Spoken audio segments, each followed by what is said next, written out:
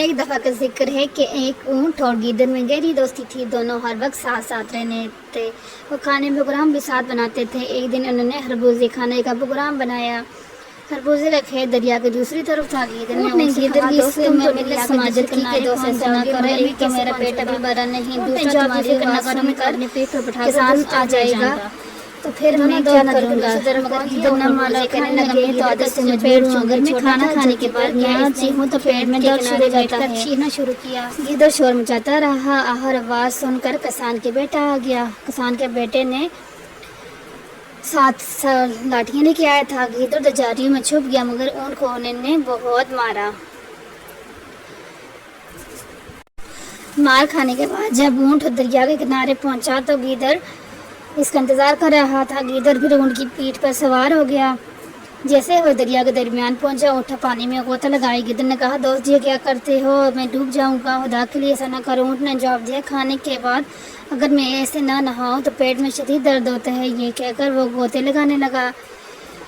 گیدڑ تیز لہروں میں بہہ گیا اور چند غوطے کھانے کے بعد ڈوب کر مر گیا۔ دوستو، کبھی کبھی سزا کے طور پر بدلہ بھی لے لینا چاہیے تاکہ آئندہ ایسا نہ ہو، لیکن بہتر یہی ہے کہ جو ہم سے برا سلوک کرے ہم اس سے اچھے طور پر پیش آئیں۔ اس طرح اللہ دوسروں کے دلوں میں ہماری محبت ڈالے گا اور جب ہم کسی مشکل میں ہوں گے تو اللہ ہماری مدد کرے گا۔ بہتر یہی ہوتا ہے سب سے کہ ہمیں کوئی ہمارے ساتھ برا کرے تو اس کے ساتھ برا نہیں کرنا چاہیے بلکہ اچھا کرنا چاہیے۔ ایک تو اچھا کرنے سے یہ ہوتا ہے کہ دوسرا انسان جو برا ہوتا ہے وہ اچھائی کرنے پہ راضی ہو جاتے ہیں، وہ بار بار آپ کے ساتھ برائی نہیں کرتا۔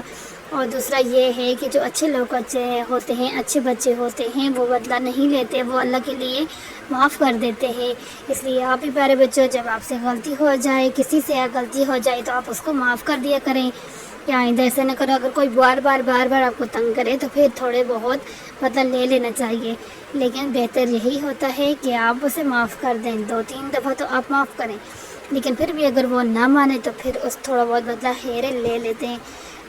اوکے، آج کی کہانی میں آپ کو سمجھ آ گیا کہ گیدڑ نے اپنے دوست کی بات نہیں مانی تھی اور اس کے دوست نے جب اسے سزا دینی چاہی تو وہ ڈوب کے مر گیا۔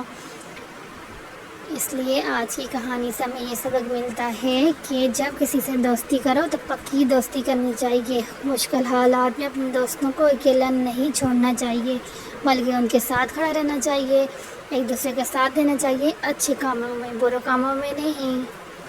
یہ تھی آج کی کہانی۔ آئی ہوپ کہ آپ کو اچھی لگے گی۔ کل کی کہانی میں ایک اور مزیدار کہانی ہوگی، اس لیے کل کی کہانی کا انتظار کریں اور چینل کو لائک، شیئر اینڈ سبسکرائب کریں۔